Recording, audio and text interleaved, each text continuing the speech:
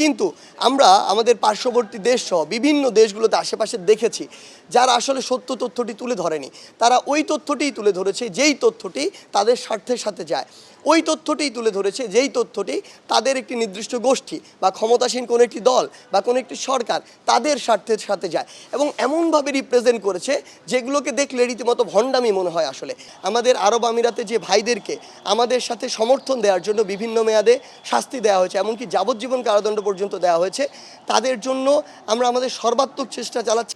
আরেকটি গুরুত্বপূর্ণ বিষয় যেটি হচ্ছে সংখ্যালঘু ভাই বোনরা, আমরা দেখছি যে তারা বিভিন্ন জায়গায় বাংলাদেশে তাদের 8 দফা দাবি জানিয়ে আসছে, আমরা তাদের দাবিগুলো দেখেছি।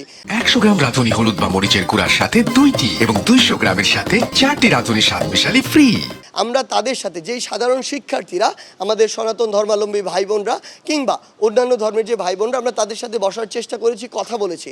সেই জায়গা থেকে তাদের সাথে কথা বলে মনে হয়েছে তারা তাদের যে দাবিগুলো জানিয়েছে 8টি দাবি প্রত্যেকটি যৌক্তিক দাবি, এবং বর্তমান আমরা যে অসাম্প্রদায়িক বাংলাদেশের কথা বলি, সমতার বাংলাদেশের কথা বলি, সেই জায়গায় তাদের এই দাবিগুলো পূরণ হওয়া উচিত। সেই জায়গা থেকে আমরা বলেছি আমাদের মাননীয় প্রধান উপদেষ্টার সাথে তাদের বসার আমরা অতি দ্রুত সময়ের মধ্যে আজকে কালকের মধ্যে বসার ব্যবস্থা করে দিব এবং এই যৌক্তিক দাবিগুলো যেন মেনে নেওয়া হয় অতি দ্রুত সময়ের মধ্যে। সেই জায়গা থেকে আমাদের বৈষম্য বিরোধী ছাত্র আন্দোলন তাদের সাথে কাঁধে কাঁধ মিলিয়ে বর্তমান যে অন্তর্বর্তীকালীন সরকার, সেই সরকারকে একটি চাপ প্রয়োগ করবে। সেই জায়গা থেকে আমরা তাদেরকে সহ তারা আরেকটি কনসার্ন জানিয়েছে আমাদেরকে আসলে, যে এখানে বিভিন্ন গোষ্ঠী রয়েছে যেগুলো দেশের এবং দেশের বাইরে, তাদেরকে অপব্যবহার করে কিছু তাদের অপচেষ্টা রয়েছে, যারা মানে দেশকে তারা অস্থিতিশীলতার দিকে নিয়ে যেতে চায়। এমন কিছু গোষ্ঠী রয়েছে যারা এখানে ব্যক্তিগত কিছু স্বার্থ উদ্ধার করতে চায়। এমন কিছু গোষ্ঠী রয়েছে যারা তাদের সাথে আসলে সরকার ওই জায়গায় যেতে চায় নিজের ফেস ভ্যালু বাড়ানোর জন্য, নিজেকে নেগোশিয়েটর হিসেবে উপস্থাপন করার জন্য। সেই শিক্ষার্থী ভাই বোনরা আমাদেরকে স্পষ্ট করে বলেছে তারা তাদের সঙ্গ চায় না, তারা তাদের বিষয় ডিল করার জন্য ওই সামর্থ্যটি রাখে। সেই জায়গা থেকে আমরা তাদেরকে সর্বোচ্চ সহযোগিতা করব। আরেকটি বিষয় নিয়ে কথা বলার ছিল, সেটি হচ্ছে যে আমাদের প্রবাসী ভাইদের নিয়ে।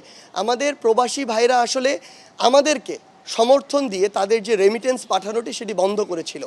আমরা তাদেরকে এখন অনুরোধ জানাবো, আমাদের যে অন্তর্বর্তীকালীন সরকার সেটি দায়িত্ব নিয়েছে, এখন আমাদের দেশ গঠন করতে হবে, অর্থনৈতিক স্থিতিশীলতা ফিরিয়ে আনতে হবে।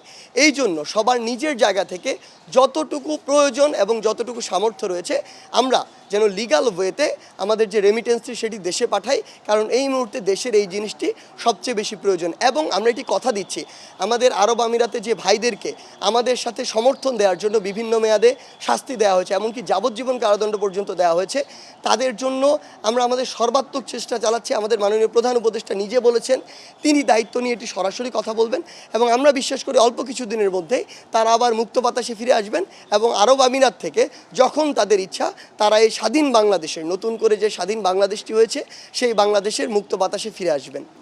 আচ্ছা দেখুন, এখানে আসলে 2টি অংশ রয়েছে। একটি অংশ রয়েছে যারা সত্য তথ্যটাকে তুলে ধরেছে, সেই অংশটিকে আমরা অবশ্যই ধন্যবাদ জানাই, কারণ প্রত্যেকটি দেশে আমরা জানি একটি নির্দিষ্ট গোষ্ঠীর আসলে চাপ রয়েছে মিডিয়ার উপরে যেন এমন কোনো তথ্য প্রকাশ না করে যেটা তাদের উদ্দেশ্যের সাথে না যায়। সেই জায়গা থেকে অনেকে নিজের জায়গা থেকে সর্বোচ্চটুকু দিয়ে আমাদের যে সত্য তথ্যগুলো সেগুলো তুলে ধরার চেষ্টা করেছে, তাদেরকে আমরা ধন্যবাদ জানাই। কিন্তু আমরা আমাদের পার্শ্ববর্তী দেশ সহ বিভিন্ন দেশগুলোতে আশেপাশে দেখেছি যারা আসলে সত্য তথ্যটি তুলে ধরেনি, তারা ওই তথ্যটিই তুলে ধরেছে যেই তথ্যটি তাদের স্বার্থের সাথে যায়, ওই তথ্যটিই তুলে ধরেছে যেই তথ্যটি তাদের একটি নির্দিষ্ট গোষ্ঠী বা ক্ষমতাসীন কোনো একটি দল বা কোনো একটি সরকার তাদের স্বার্থের সাথে যায় এবং এমনভাবে রিপ্রেজেন্ট করেছে যেগুলোকে দেখলে রীতিমতো ভণ্ডামি মনে হয়। আসলে ওই জায়গা থেকে আমরা দেখেছি যে তারা তাদের এই তথ্যগুলোকে একদম বিকৃত করে উপস্থাপন করেছে। আমরা অবশ্যই তাদেরকে একটা জিনিস বলতে চাই যে আপনাদের হাতে হয়তো ক্যামেরা আছে, হয়তো মাইক্রোফোন আছে, হয়তো একটা স্টুডিও আছে, কিন্তু আপনারা সাংবাদিকতার যে মিনিমাম ইথিক্স সেটুকু ধারণ করতে পারেননি।